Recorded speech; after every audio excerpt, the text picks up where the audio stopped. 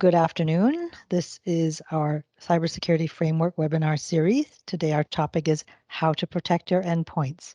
My name is Betty Kwan and I'm on the marketing team here at ProServe IT. Presenting today will be David Mulligan, Practice Director for Azure Security and Managed Services at ProServe IT. It's our pleasure to host you today. Before we launch into the presentation, I'd just like to mention a few housekeeping items. I would ask that you please keep yourself on mute during the presentation portion, but feel free to ask any questions by typing them in the chat. We'll answer your question during a pause or during our Q&A time. We will be recording the presentation and you will all receive a copy for your reference. Look out for an email from me in the next day or two. And if you experience any audio or visual issues, we suggest you drop from the session and join again. And with that, I'll turn it over to David. Wonderful. Thank you, Betty. Welcome, everybody, and thanks for attending our webinar today on endpoint security and what we feel that looks like in the modern threat landscape. So just some agenda items and what we kind of want to go through here today in the webinar. We obviously want to talk about what it looks like to secure endpoints in a modern world, sort of some of the threats that we're facing from that endpoint. And when we say endpoint, we're usually looking at those devices that users are walking around with in their hands or at their desks. We'll go through some of the tools that we use to provide that security and how we feel that sort of all works together. And then we'd like to go over how we can help you with that. If you hear some topics today or some data or something, trigger something in your mind where you realize, hey, I could do that better in my environment. Certainly we have some solutions and we're always happy to talk to you about those. Ian, securing endpoints for the modern world. And what does that mean? So the modern threat landscape today, what are we really facing from that user computer technology? So when I think about that, easily the first one that comes to my mind in today, unfortunately, is ransomware. I'm sure many folks have heard of ransomware. Crypto lockering is another term for it. Essentially, that's where the cyber criminals will engage with your environment in such a way that they encrypt everything, and then they're typically, looking for some sort of ransom to unlock it, or all that bad stuff can happen with that. The next one is the advanced persistent threats, and many people don't actually really think about these when they think about threats to their users and their overall environment, how malicious actors could engage with your IT environment. And basically what an advanced persistent threats are, and they're actually one of the worst ones, is where hackers gain access to your environment in such a way that you really don't know. And they sort of sit there and camp in there and they start to really do some reconnaissance work. They set up little traps. Those are the worst ones because when they do execute upon them, they've been in there for so long, they know the environment so well, they can be really difficult to manage and stop. The next one is one that actually we often face in our personal lives, way more than we do at work, but it's absolutely prevalent at work. That idea of, malware, but in the form of malvertising or adware, as it's also called, certainly less of a threat in the business world than the first two threats I talked about. But what's important to know about this one is actually malvertising and adware is often used as a delivery mechanism for much more dubious stuff. What it can also do is leave remnants on people's computers, where maybe those remnants or those malicious applications were just used to direct you to some websites that, want to get your credit card number or, other sort of spammy advertise-based sites. But other hackers can then use those same tools and now openings within your environment to then get in. And that's where you see it start to veer off into advanced persistent threats. Next one is phishing. Again, a very, very common one, but so many people know about it because it is so prevalent today. Again, this represents a major threat to people's workstations because, well, business reputation or workstations and endpoints, I would say, simply because, if you haven't directly been phished, you've probably known someone that has. They're looking to send out emails to everybody in your contact list.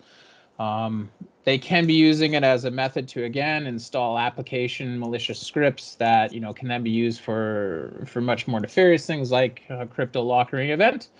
But phishing is easily one of the most common penetration points, and from that end user endpoint security, something that we advise people to watch out for. The next one is data loss and theft. Again, why do hackers want to gain access to your users' machines, cell phones, tablets to get into your environment? Because the reality is they may not want to crypto lock you. They may just want to steal client lists, development IP, or just even some corporate IP, any number of financial records, all of these very, very critical bits of business information that sit around in different data pools, whether it be on your users' workstations or perhaps a user, someone in the finance team might have access to a shared storage location. Again, we see the bad actors. The primary reasons why they're targeting and trying to get into your environment is to steal that data. So lots of people are left there sitting thinking, am I safe? My IT tells me that everybody has AV on their computer. So am I safe? Well, maybe. Is there anything that you can do? We would always tell you that the first thing that you can do, and from a security perspective, and it never hurts, is to go through some auditing processes. Have a company like ProServe IT or any of the cybersecurity agencies that might be around your area come in and actually do an audit. Because if you're left there wondering, is there anything I can do? Am I safe? You need someone to tell you that. You need someone to come in and help develop and build that security roadmap for you and talk to you about where those gaps are. Even if they make some improvements, is that going to leave you safe from all threats? Unfortunately, no. Digital security is much like physical security. You can invest in a number of different ways with a large amount of resources, but at the end of the day, what you're looking for is am I secure against the majority of those threats? Again, when I think about how are we going to secure environments and where do we start from that, we look at kind of those 5 key things, the major threats, understanding how they happen, and then we look at your environment from there. Common misconception that people always have when they're thinking about that and they're trying to get to that determination of is their environment safe, is their business, they just don't think about cell phones or mobile devices. And the reason why is I think for many, many years, people were told, well, you don't really get viruses on cell phones. People aren't really trying to break into cell phones, and that might have been true 10 years ago. But I can assure everybody in today's threat landscape and what we're facing from trying to stop the bad guys from doing bad guy stuff is cell phones are becoming a much more common attack vector. Same with tablets, but a tablet is really just a giant cell phone. So we really do need to think about those. Again, if you're going through this, am I safe? Should I be taking action? Should I be engaging with a cybersecurity firm? Absolutely think about your cell phones, what you've issued, what your users are doing on those cell phones. That's an important question to ask yourself. Another one is again, I think a number of years, this was largely true. People thought, well, I'm a small business. I don't have that many people, or I'm not engaging in military technology or any of these big things that hackers would want to steal. But the reality is the change, that idea of crypto lockering and ransomware events becoming so prevalent, is actually small businesses are now more at risk than ever. Because what these bad actors have realized is, well, fine, you might get a big payday from a large enterprise client, but it's actually easier to break into and crypto locker 5 small businesses, and you're going to get a very similar payday. So small businesses are absolutely on the radar now, where for many years they weren't. But in today's landscape, 100% guaranteed, we are seeing quite the volume of small businesses that are now subject to a lot of these attacks. In that regard, there's been a great leveling in the cybersecurity world where enterprise is just at risk at small businesses. So now people in that SMB space have to start to think about sort of some of these same layers of control and how do I protect my environment, very similar to how an enterprise used to look at doing the same things. So how do we do that? You've gone through the process, you've looked at your business, you've thought about these things and said, yes, I should at least talk to a cybersecurity firm. They've done the audit, and now you're at the point of selecting tools. This can be very, very confusing and daunting, actually. In the cybersecurity world, there's a number of different tools that all do the same thing. They often have very confusing acronyms attached to them. As much as I love the Microsoft world, I can even say the Microsoft world falls prey to this as well, with their Defender packages. That's why we do feel talking to us or engaging with Microsoft experts is important, simply because, for someone that's just entering this space, just starting to look at those products, you can get lost in a lot of the details. So rolling into what we recommend and why. What we would recommend when we think about endpoint protection, and why we recommend what we do and what we've selected on. One of the first questions that we would guide people on, or that we would be looking at if we were to be running an audit or looking at your environment, is, are you using legacy AV solutions? Or are you using a modern EDR solution? And again, those acronyms, what does that mean? So legacy AV solution is your conventional antivirus. You've probably been using the same antivirus solution for years, or maybe working with the same vendor. Common ones would be Norton, McAfee, a number of products like that we would describe as legacy antivirus solutions. And the reason why that's important is although legacy antivirus and antivirus itself is an important tool, it's now just a singular tool that does a very narrow focused job. And because it's been around for so long, these same cyber criminals have been able to look at these things and actually in many ways figure out ways to just get around those legacy AV solutions. Enter what we would describe as a modern EDR solution, or an EDR solution, which stands for Endpoint Detection and Response Solution.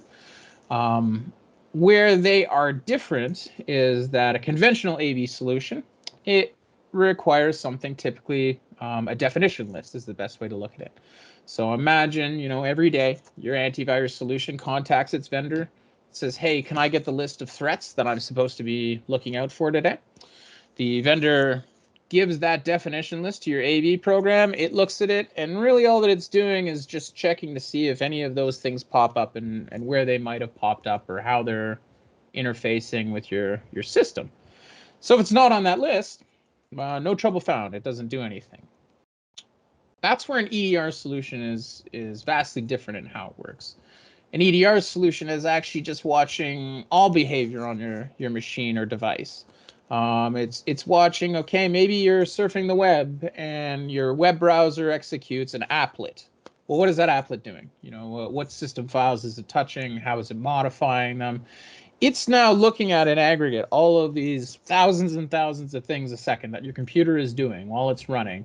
And it's working with, in Microsoft's case, an AI cloud-based solution. So it's talking back to the cloud all the time to say, is this safe? This behavior actually looks unusual. Let's investigate it further. And it's constantly drilling down.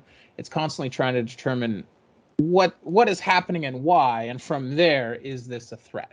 So where this is beneficial in the modern world is, again, attacks are becoming so much more sophisticated. They are designed, if you're going to cryptolock or someone, the first thing it's going to do is be able to identify what antivirus you're using, and then it's going to shut that off and stop it from working. EDR would catch this because it would catch those activities of trying to disable and shut down an AV product. It's going to generate an alert. It's going to let yourself or your team know, hey, this is happening, and start to give you those bits of information and details that you now need to respond to the threat and stop it. Even looking at that, many folks think, well, hey, I have legacy AV, I have McAfee, my environment's safe, no one can access my files. But again, as I mentioned before, it's that idea now today in our highly connected mobile world. A lot of people are actually using their cell phones more and more for work. They're ever increasingly at a rapid pace accessing all of your corporate data, files, email, you name it, all from their mobile devices. So you really do need to think, what endpoints are accessing my environment and my data, and are they all protected? Because what most people will find, it's a very common thing, is that the answer to that is no, your cell phones and your mobile devices aren't protected. You might even have a blended environment between Windows PCs and Macs, Apple-based PCs.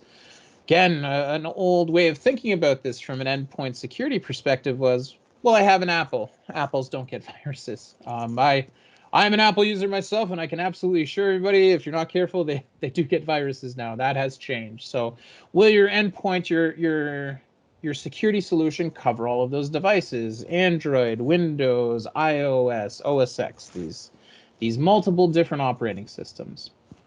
Windows Defender for Endpoint does. That is one of the benefits of the product. Microsoft has really thought about this, because you also don't want to manage 3-4 different security solutions to then provide that same level of security for your endpoints. Ideally, from a management standpoint, and we see this across all computer systems, the more devices you can get into a single pane to manage, the easier, the more cost effective. You see all those same benefits. That's true for Windows Defender for Endpoint.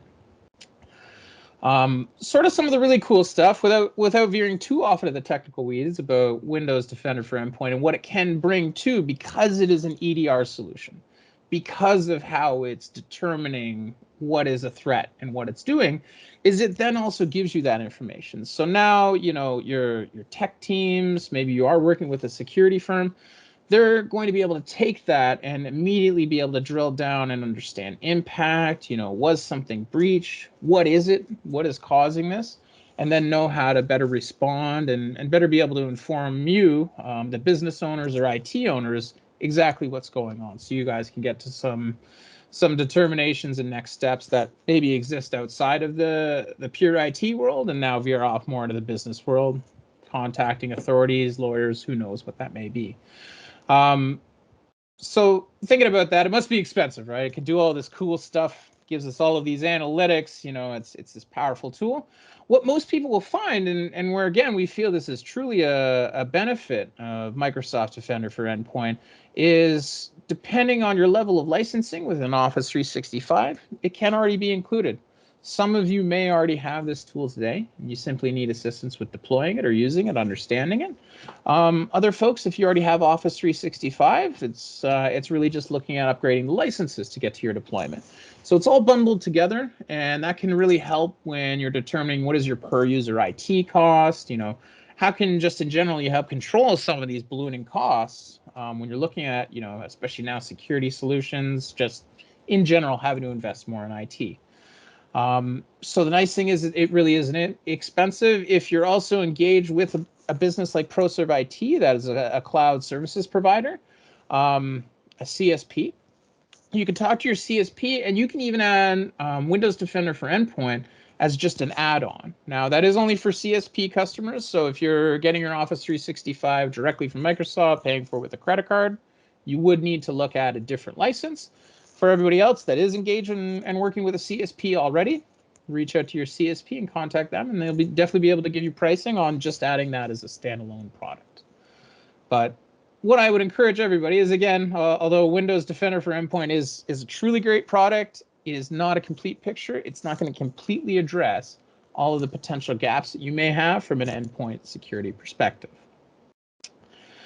So what we would talk about next, and we go through with clients, is the next big piece is how do you start to govern and protect your files, drilling down a layers. So Windows Defender for Endpoint is really great at protecting the overall system, the overall piece of hardware. It's looking at everything in aggregate and what's going on. But what about just focusing on the files themselves? Again, from a business perspective, the truly valuable stuff in your business is often locked away in Excel files, Word files. Maybe your line of business is such that you're dependent on educating and training and leading presentations. So there might be a lot of important data and IP and PowerPoints. David, hi, sorry to interrupt. Just a 10-minute time check. Okay, so thanks for that, Betty. So for Microsoft DLP, what does it do? DLP allows you to put a solution. Again, it's agent-based, and it is any of your physical endpoints, and allows you to basically protect those individual files. It's now going to introduce that layer of local protection that is focused just on the files, what's within them. Again, we've all seen it before. I'm sure many of us have been in meetings, right? You think, well, hey, if I really wanted to copy this file on someone's machine, I could just copy and paste it. I could print it as a PDF. There's all of these different pieces that you can do.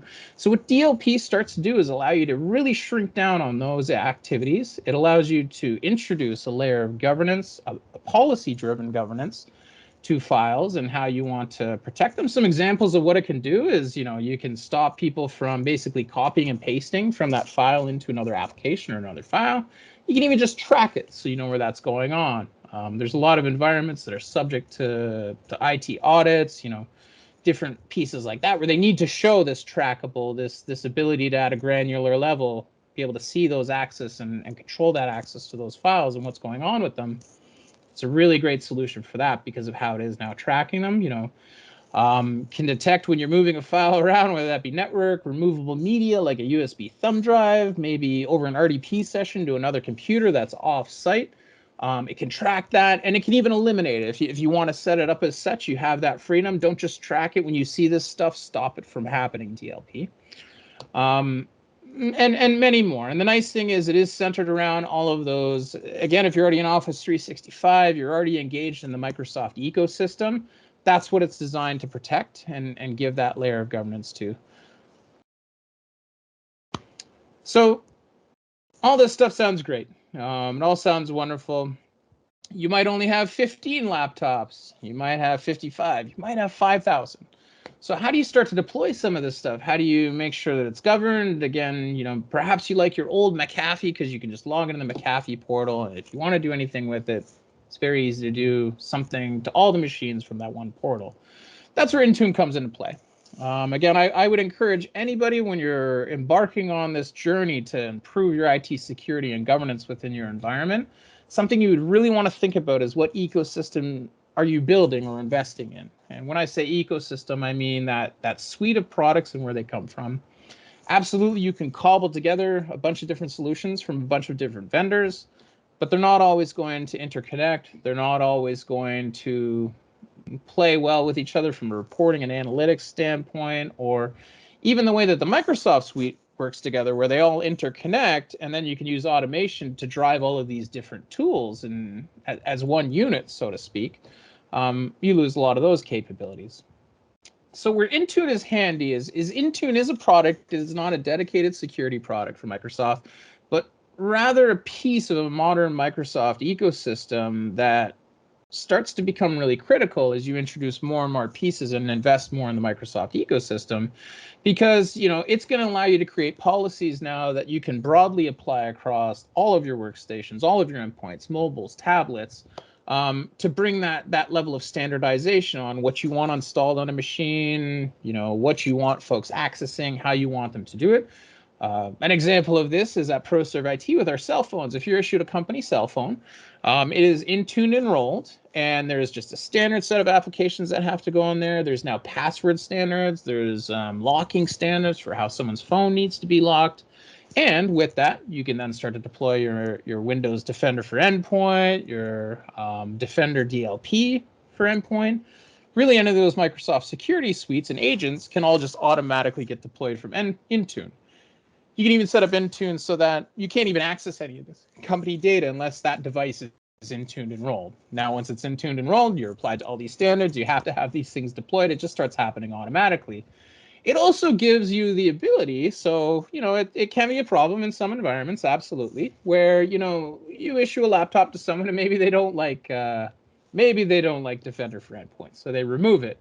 Intune would see this happen because it's constantly auditing all of your equipment that you have enrolled in there against that.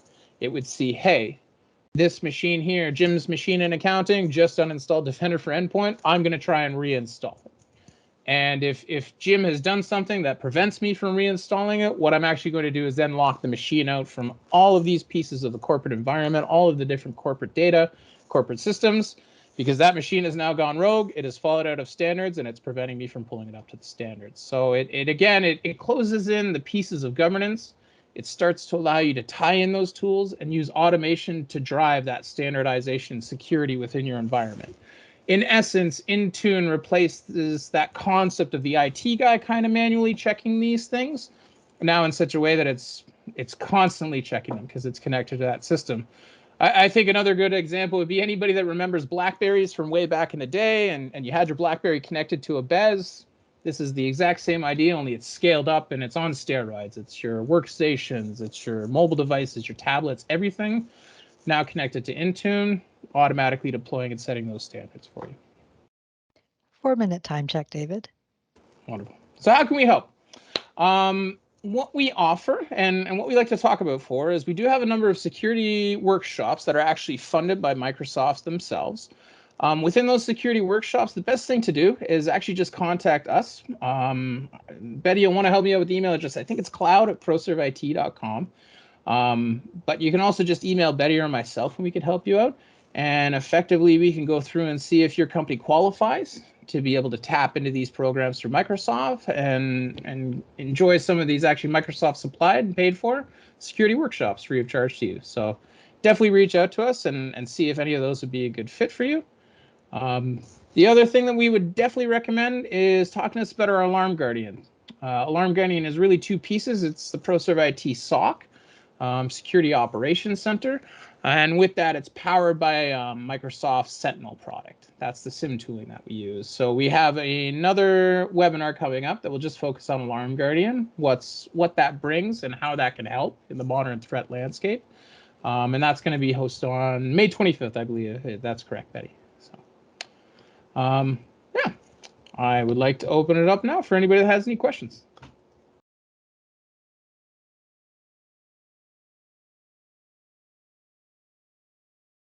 David, would you maybe comment on how this might work with an existing antivirus? Absolutely. It can layer on, but certainly, and they can help each other. Because the nice thing is about Windows Defender for Endpoint being an EDR is it's not that system and resource intensive. They tend to not really stumble on each other. But we usually recommend Microsoft Defender. The nice thing is it has all of these anti-malware, antivirus capabilities built into it, removal of threats. That usually in these scenarios where we can help people is you can divest yourself of paying for that old legacy AV, and you can just go with Windows Defender or Microsoft Defender for Endpoint rather, as your AV solution. So it is a nice way that often we see in businesses can actually save a little bit of money there. But if you have two, you've invested in, you want to keep it around, while you're trying out this new product, they can play side by side in the same environment. Thanks, David. We have a question. How is the endpoint agent deployed? Well, you can deploy it in one of three ways, actually. If it's a Windows machine, it can come from the Office 365 tenant effectively.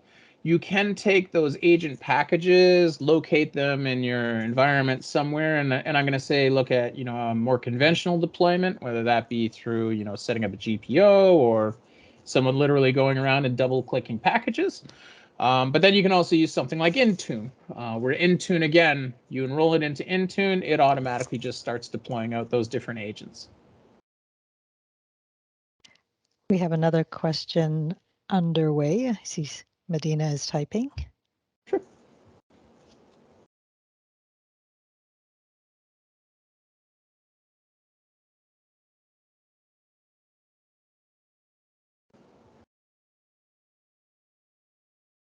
Nothing coming through just yet.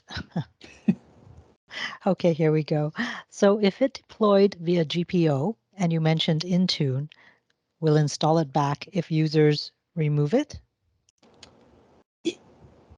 If you had Intune, I would not recommend that you actually use GPO. So GPO is one mechanism that if you didn't have Intune, or maybe you've already made a big investment in your GPOs, you can add it in there. But if you had Intune, we would not recommend that you use GPO. You would just use Intune. So again, it goes back to that idea of Intune being so much more. When you Intune enroll a machine, that becomes a really important part of your overall security landscape, because it is going to deploy things automatically like Windows Defender for Endpoint, that agent. It's going to be watching. Again, if a machine had it deployed, it's now in compliance, it matches, but it's gone for whatever reason, then it would just automatically try and deploy it after that point. So if you have Intune, you don't need GPO. If you have invested in GPO, you can still use GPO to actually deploy the agents. Okay, not sure if that answered the question, but Medina did type, then what is the way in Intune? In Intune, it's policy based. So you would build out a policy, and as you're building out these policies, it starts to look like, well, what are the applications that you want to have installed on the machine? You locate and build those packages, obviously, and configure those within Intune. And then you're effectively selecting that as a package, so it knows, okay, when this machine is enrolled, I need to start installing these packages and checking to make sure that they install. She says TY. I'm not sure what that means. You're very welcome, Medina. Thank you. Oh, I see. Okay. All right, we are at time. It is 2:31. If you don't have any other questions, feel free to drop. If you do have some more questions, we will stay on the line for a few more minutes to answer them. I did put some links in the chat for you to access. Please join us for our upcoming webinars. We have one on April 7th, the remediating OT and IoT threats, and we have one on May 25th for your overall security posture, and that will focus on Azure Sentinel and Alarm Guardian. And if I do have your email, I will be sending out a recording of the session for you. If someone passed you the link, unfortunately, I will not know your email. So if you do want a recording, just reach out to me or at cloud@ProServeIT. Thank you very much, everyone. Thanks, David, for a great presentation. Enjoy the rest of the day. Have a great day, everyone.